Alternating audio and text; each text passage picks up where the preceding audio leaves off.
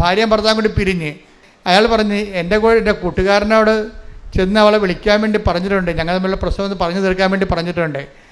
അപ്പോൾ ഞാൻ അയാളോട് ചോദിച്ച്, അവൻ്റെ പേര് തോമസ് എന്നല്ലേ? അച്ഛനെ എങ്ങനെ അറിയാം? ഞാൻ പറഞ്ഞ്, അവൻ മിക്കവാറും അവളെ കെട്ടാൻ സാധ്യതയുണ്ടെന്ന് പറഞ്ഞു.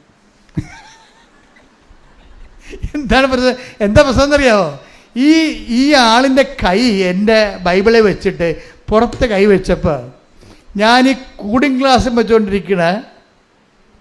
വെച്ച ഒരു തോമസ് സാറിനെ കണ്ട്. ദർശനത്തിൽ കൂളിംഗ് ഗ്ലാസ് മര്യാദയ്ക്ക് വെറുതെ ഇരിക്കുന്ന സമയത്ത് കൂളിംഗ് ഗ്ലാസ് വെച്ചുണ്ടാക്കുമ്പോൾ അവൻ എന്തോ ഒരു ജാടയുണ്ടെന്ന് എൻ്റെ അർത്ഥം.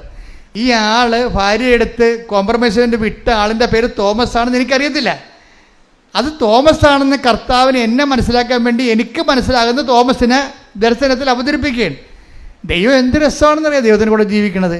എന്നിട്ട് ഈ തോമസ് ഫേക്കാണെന്ന് പറയാൻ വേണ്ടിയാണ് കൂളിംഗ് ഗ്ലാസ് വെച്ചിരിക്കുന്നത്. ഞാൻ പറഞ്ഞു, മിക്കവാറും അവനെ വളക്കെട്ടാൻ സാധ്യതയുണ്ട്, നീ നേരിട്ട് പോണതായിരിക്കും നല്ലത്. ഇതാണ് ദർശനത്തിൻ്റെ പ്രത്യേകത. അഥവാ നമ്മളുടെ മധ്യസ്ഥനെ വെക്കണമെന്നുണ്ടെങ്കിൽ അത് കർത്താവിൻ്റെ വിശുദ്ധിയുള്ള ആളും പരിശുദ്ധാത്മാവ് തന്നെ പ്രവർത്തിക്കുമെന്ന് നമുക്ക് ഉറപ്പുള്ള ആളായിരിക്കണം.